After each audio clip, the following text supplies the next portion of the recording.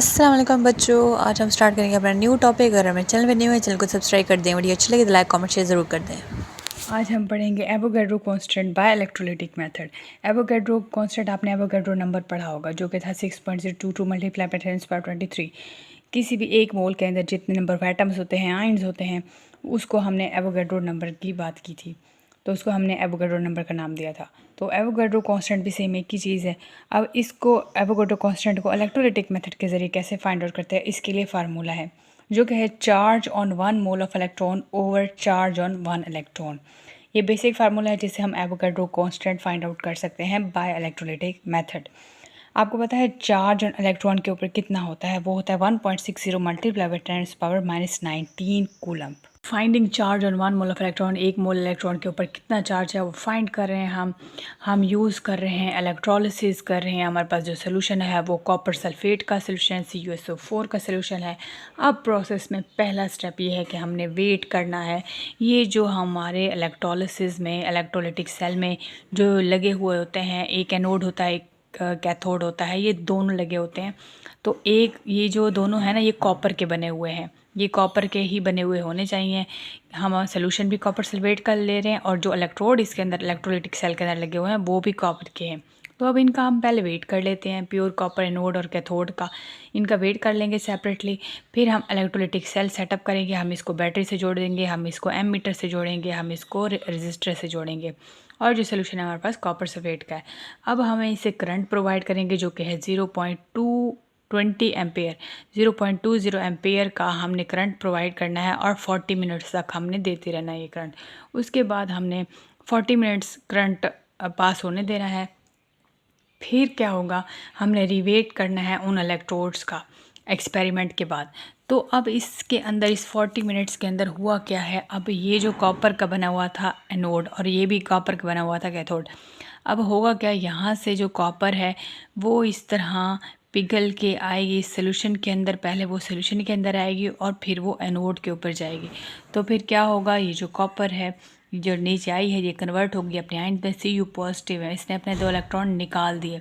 इसने यहाँ पे आके क्या कर लिया, इसने अपने ऑक्सीडेशन स्टार्ट कर ली, इसने अपने इलेक्ट्रॉन लूज करना शुरू कर दिए। और फिर यहाँ पे रिडक्शन भी एट अ टाइम हो रही होती है, जहाँ पे ऑक्सीडेशन होती है वहाँ पे रिडक्शन होती है, क्योंकि ये रिडॉक्स रिएक्शन है।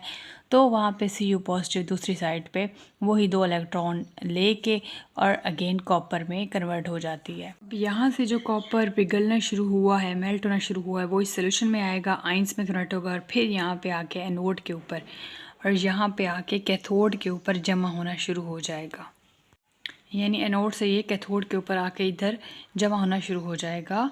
जो हमारा कॉपर इस साइड से मेल्ट होने शुरू हुआ था और फिर यहाँ आके डिपॉजिट होना शुरू हो जाएगा यहाँ पे कैथोड पे।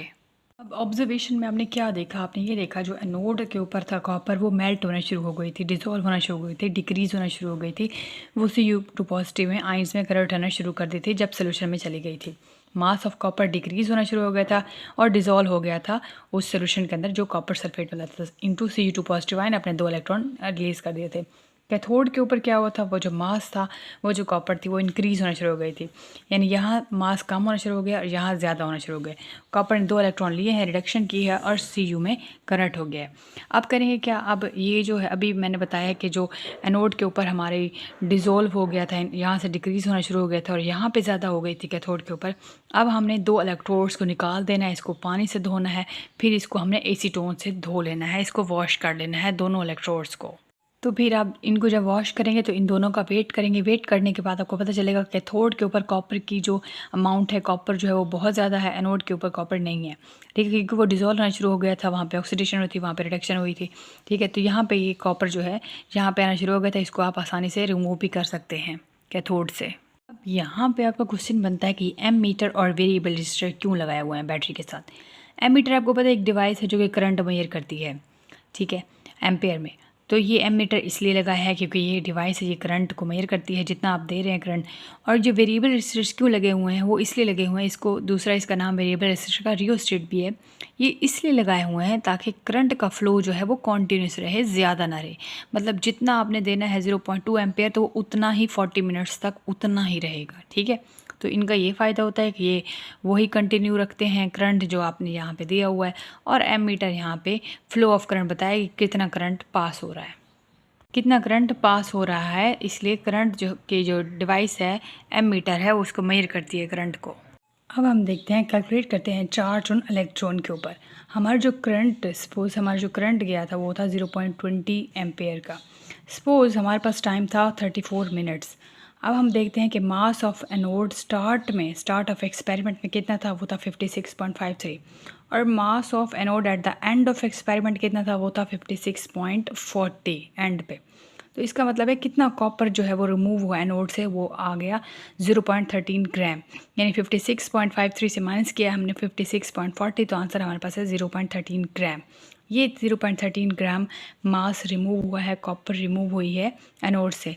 अच्छा, क्वांटिटी ऑफ चार्ज पास, अब इसका यहाँ फार्मूला है Q equal to I T. I हमारे पास करंट जो है वो है 0.20 एम्पेयर, टी जो हमारे पास है 34 मिनट्स है। अब इसको हम सेकंड में करेंगे क्योंकि आंसर हमारे सेकंड में है, तो हम लिखेंगे 60। तो यहाँ पे जब करेंगे तो आंसर आएगा हमारे पास 408 चार्ज, यानी 408 कूलम, यानी 408 चार्ज लगा है 0.13 ग्राम कॉपर रिमूव करने के लिए एनोड से। सो यहाँ पे अमाउंट ऑफ कॉपर जो रिमूव हुई है वो है 0.13 ग्राम। तो अगर 0.13 ग्राम रिक्वायर करती है 408 कूलम, 408 चार्ज वो चाहिए 0.13 को रिमूव करने के लिए, कॉपर को रिमूव करने के लिए, तो 1 ग्राम कॉपर कितना रिक्वायर करेगी रिमूव करने के लिए। तो 1 ग्राम कॉपर अगर आपको रिमूव करवानी है तो आप 408 को डिवाइड करेंगे 0.13 से, तो आपको आंसर मिल जाएगा।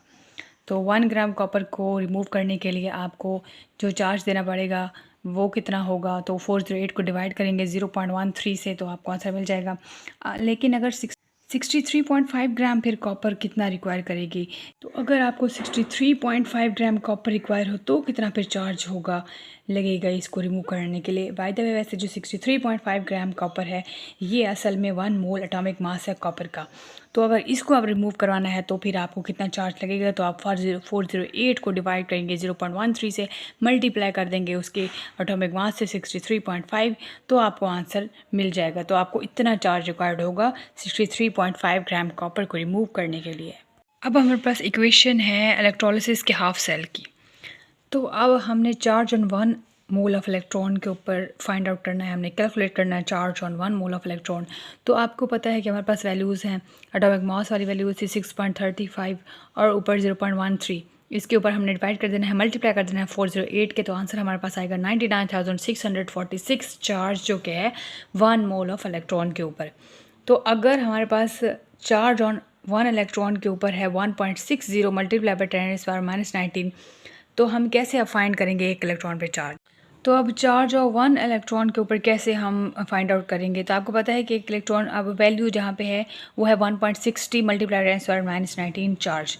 तो अब क्या हम डिवाइड करेंगे, हमारे पास एवोगाड्रो है Na, हम इसके ऊपर डिवाइड करेंगे, हमारे पास वैल्यू है charge on 1 mole of electron over charge on 1 electron. तो हमारे पास आ गई है value charge on 1 mole of electron वाली और चार्ज ऑन 1 इलेक्ट्रॉन वाली।